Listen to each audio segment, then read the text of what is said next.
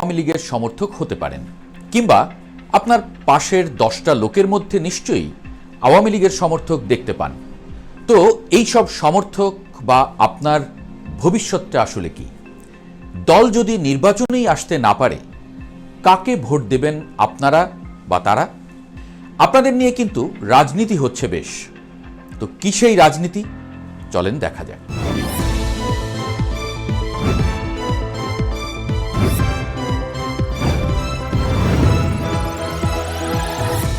বাংলাদেশের আসন্ন জাতীয় সংসদ নির্বাচনকে ঘিরে রাজনীতির মাঠে চলছে এক রুদ্ধশ্বাস নাটক।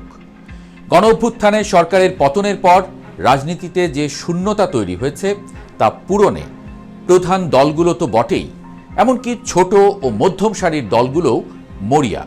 কিন্তু এই পুরো ডামাডোলের কেন্দ্রে রয়েছে বাংলাদেশের রাজনীতিতে একসময় প্রভাবশালী দল আওয়ামী লীগের ভোট ব্যাংক। এই আওয়ামী লীগের ভোটাররাই এখন বিরোধী দলগুলোর প্রধান টার্গেট, যাদেরকে নানা কৌশল আর প্রতিশ্রুতির মাধ্যমে নিজেদের দিকে টানতে চাইছে তারা। অবস্থা এমন যে আওয়ামী লীগের ভোট যার পাতে পড়বে তাকে আর ঠেকিয়ে রাখা যাবে না। তাই বাইরে যতই হাকডাক শোনা যাক না কেন, ভেতরে ভেতরে চলছে আওয়ামী ভোটারদের দলে টানার প্রতিযোগিতা। অর্থাৎ আওয়ামী লীগ যার, গদি তার। আর এই সুযোগেই আওয়ামী লীগও দেখছে নীরবে রাজনীতিতে ফিরে আসার এক অভিনব পথ। ভোটার টানার রাজনীতি, কে কার ভরসা? আওয়ামী লীগের বিশাল ভোট ব্যাংককে নিজেদের পক্ষে টানার চেষ্টা চলছে জোরে সোরে। কৃষক শ্রমিক জনতা লীগের সভাপতি বঙ্গবীর কাদের সিদ্দিকীর স্পষ্ট বক্তব্যেও সেই আভাস মেলে। তিনি বলছেন, আওয়ামী লীগের 43%, জাতীয় পার্টির 14% এবং তাদের নিজেদের 3% ভোট রয়েছে। তার শর্ত, যদি আওয়ামী লীগের ভোটাররা ভোট দিতে না পারে এবং জাপা ও বামপন্থী 14 দলীয় জোটকে নির্বাচনের বাইরে রাখা হয়, তবে তিনিও ভোটে যাবেন না। তার মূল উদ্দেশ্য একটাই, জনগণের ভোটাধিকার নিশ্চিত করা, যেখানে শুধুমাত্র বিএনপি বা জামায়াত নির্বাচন করবে এমন পরিস্থিতি তিনি চান না। এর মাধ্যমে তিনি ঘুরিয়ে আওয়ামী লীগের ভোটারদের ভোটদানের অধিকারের পক্ষে অবস্থান নিয়েছেন। অন্যদিকে গণ অধিকার পরিষদের নেতা নুরুল হক নূর যেন আরও এক ধাপ এগিয়ে। তিনি স্পষ্ট করে বলেছেন, যারা ভালো আওয়ামী লীগ তাদের জন্য বিএনপি জামায়াত সহ সকল দলের দরজা খোলা।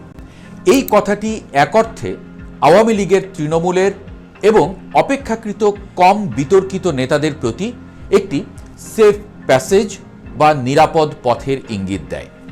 এর মাধ্যমে তিনি আওয়ামী লীগের বিশাল জনসমর্থনের একটি অংশকে দলটির উচ্চ নেতৃত্বের ব্যর্থতার বিপরীতে দাঁড় করিয়ে নিজেদের জোটে টানার পাশাপাশি অন্য দলের সমীহ আদায় করতে চাইছেন, এমনই মত বিশ্লেষকদের। বিএনপি মহাসচিব মির্জা ফখরুল ইসলাম আলমগীরের বক্তব্য আরও সরাসরি। তিনি ঘোষণা দিয়েছেন, বিএনপি ক্ষমতায় গেলে আওয়ামী লীগের নেতাকর্মীদের বিরুদ্ধে করার সব মামলা তুলে নেবে। এটি নিঃসন্দেহে ক্ষমতা হারিয়ে চুপসে যাওয়া আওয়ামী লীগের নেতাকর্মীদের জন্য একটি বড় রাজনৈতিক বার্তা বা আশ্বাস। একদিকে এটি তৃণমূলকে আশ্বস্ত করার কৌশল, অন্যদিকে এটি রাজনৈতিক প্রতিহিংসার সংস্কৃতি থেকে বেরিয়ে আসার একটি ইঙ্গিত বটে। মন পাওয়ার রাজনীতিও বলছেন অনেকে যদিও। তবে গোলাম মাওলা রনি যেন সবকিছু ছাপিয়ে গেলেন। তার মতে আওয়ামী লীগের ভোটাররা আল্লাহর মালে পরিণত হয়ে গেছেন। এর অর্থ ভোটাররা এখন আর দলীয় নির্দেশনায় আবদ্ধ নন। তিনি মনে করেন, আওয়ামী লীগের যেসব শীর্ষ নেতা বা পাতি নেতা এখনও এলাকায় আছেন এবং পালাননি, তারা ইতোমধ্যে বিএনপি বা জামায়াতের সঙ্গে এক ধরনের নেগোসিয়েশন করে ফেলেছেন। রনি বলেন, 14 মাস আগের তুলনায় বর্তমানে আওয়ামী লীগের ব্যাপারে সারা বাংলাদেশে অনেক পজিটিভ কথাবার্তা হচ্ছে। তার শঙ্কা, আওয়ামী লীগের ভোটাররা দলের প্রধান শেখ হাসিনার কথা মতো ভোট বর্জন করবেন, নাকি তাদের ভোট কেন্দ্রের দিকে টেনে আনার মতো শক্তি সামর্থ্য তৈরি হবে, এটা বলা যাচ্ছে না। তার এই বিশ্লেষণ এটাই স্পষ্ট করে যে আওয়ামী লীগের ভোটাররা এখন রাজনীতির ট্রাম্প কার্ড, যাদেরকে ধরে রাখতেই বিরোধী শিবির এত মরিয়া। স্বতন্ত্রের ছদ্মবেশে আওয়ামী লীগের প্রত্যাবর্তন?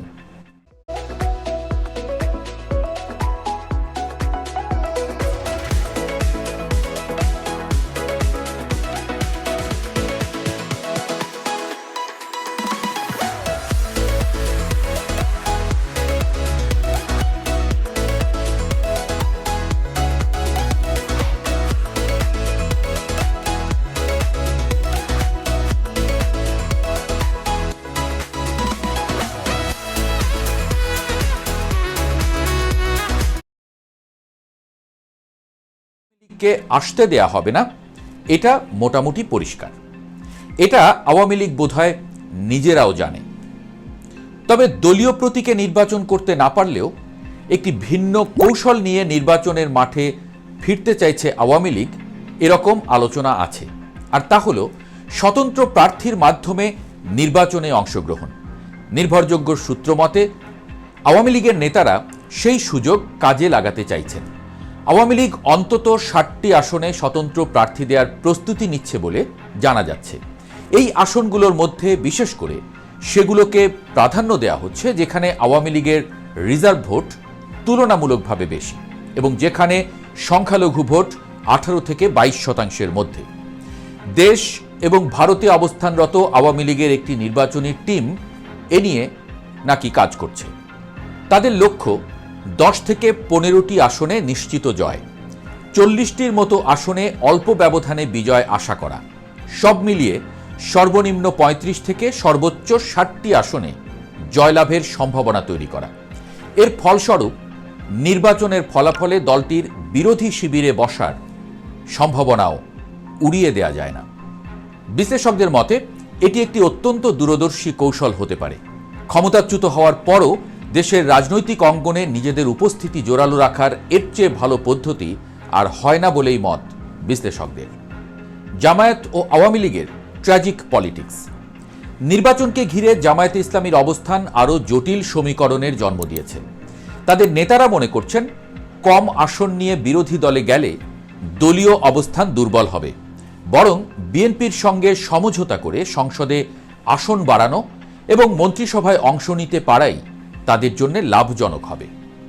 তবে সবচেয়ে বড় কৌতুককর পরিস্থিতি তৈরি হবে তখন যখন সংসদে আওয়ামী লীগের স্বতন্ত্র এমপিরাও সরকারের বিরুদ্ধে কথা বলবেন।